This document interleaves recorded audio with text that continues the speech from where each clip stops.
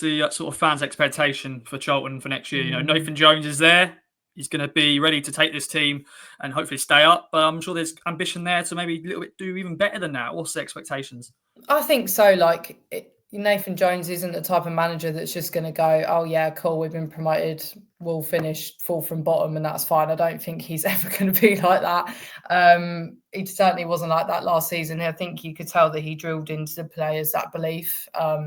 It wasn't the easiest season at times, as I said, but I think there was always that belief, even when they were going through bad times, that they were going to pull out, like, you know, come out on top in the end, which hopefully they'll instill that again going into the Championship. Like, I've watched plenty of, you know, Championship preview podcasts and read all these things predicting us to finish in the bottom three, which, you know, I'm not surprised by, but at the same time, I think we are in a much better position this time round to stay up than we were last time. And when we got relegated in 2020, so the season was obviously disrupted by COVID, which didn't help. So I think if we'd have been playing, I know it's a bit of a cliche, but I do think if we'd have been playing at home in front of our crowd, that would have massively helped us.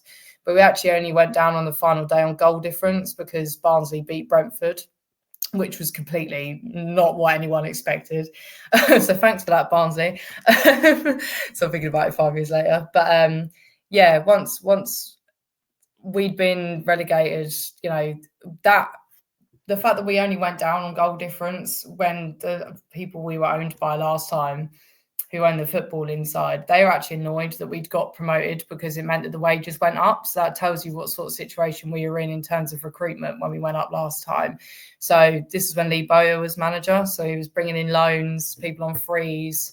You know, when we had an injury crisis halfway through the season, we were bringing in academy players that hadn't even had minutes in League One, let alone in the Championship. So, you know, to have gone down only on goal difference was probably quite impressive in that scenario. And we lost people from our promotion team as well. So, you know, the likes like Joe Rebo. So I think this time round, we got better owners. We just brought in, his name completely escapes me now, which is awful. But there's a guy that used to be at Nottingham Forest that is now our chief executive. So moving forwards, I feel like we're putting the right people in the right places. I feel like the recruitment team's a lot better. I feel like Nathan Jones has more of a say on who comes in and out, whereas I don't think that's always been the case previously with previous managers.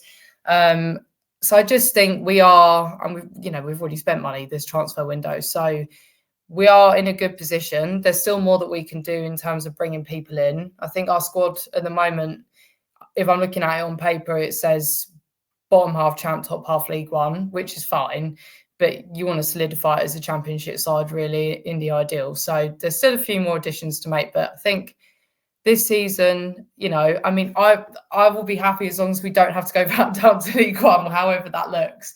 But I think we should be pushing for mid-table, in my opinion. I think there's no reason we can't do that with some of the people that we brought in and the momentum that we'll have from last season. But I will be very content if we can just stay up.